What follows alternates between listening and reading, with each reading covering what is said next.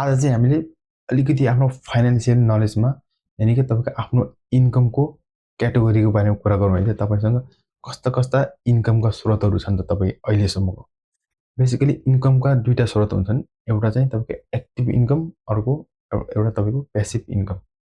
Active इन्कमलाई चाहिँ definition गरौँ त। एक्टिभ इन्कम के हो त?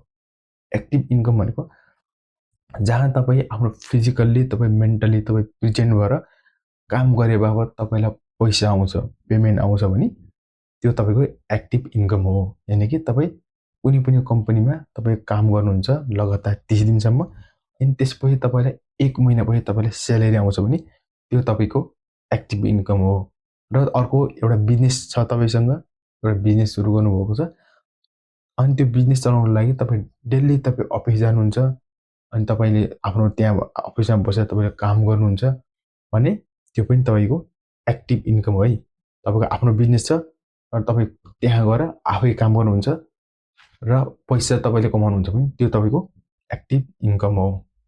अनि प्यासिभ इन्कम के हो त भन्दा फिजिकल्ली तपाईँको प्रेजेन्ट बिना तपाईँको कामहरू हुनु, यानि तपाईँको जति पनि तपाईँको इन्कमहरू छन् त्यो अटो पाइलट मोडमा चल्नु, यसलाई चाहिँ तपाईँको प्यासिभ इन्कम भनिन्छ। जस्तै कि तपाईँको इन्भेस्ट गरेका पैसाहरू, तपाईँले म्युचुअल फन्डमा लगाएको पैसाहरू, तपाईँ एसआइपीमा लगाएको तपाईँको एटलिस्ट ब्याङ्कमा भएको पैसा नि तपाईँको एउटा प्यासिभ इन्कमको स्रोत हो।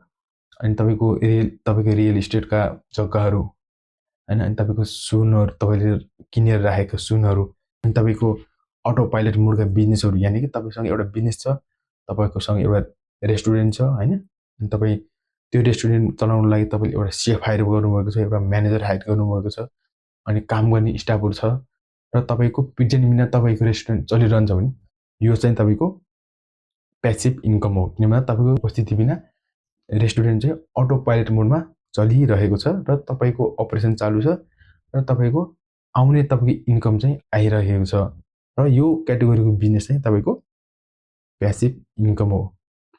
हामीले सरल भाषामा बुझ्नुपर्दा एक्टिभ इन्कम भनेको तपाईँको फिजिकल्ली तपाईँ प्रेजेन्ट भएर काम गरे बापत तपाईँलाई आउने पैसा इन्कम चाहिँ तपाईँको एक्टिभ इन्कम हो। र तपाईँको प्यासिभ इन्कम भनेको तपाईँको फिजिकल्ली, तपाईँको मेन्टली, तपाईँको प्रेजेन्ट बिना तपाईँको बिजनेस, तपाईँको इन्कमहरू चाहिँ अटो पाइलट मोडमा चलिरहेको छ भने त्यो तपाईँको प्यासिभ इन्कम हो।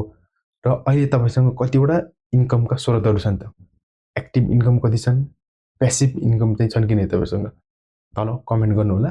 हामीले जान्नुपर्ने कुरा के भन्दा हामीले एक्टिभ इन्कमको साथसाथै हामीले आफ्नो प्यासिभ इन्कमलाई पनि फलो गरेर अगाडि बढ्नुपर्छ जिन्दगीमा। किन भन्दा तपाईँको एक्टिभ इन्कम तपाईँको कुनै पनि बेला तपाईँको बन्द हुनसक्छ। यानि कि तपाईँ एउटा जब छ, तपाईँको जब बन्द भयो भने तपाईँले के गर्नुहुन्छ?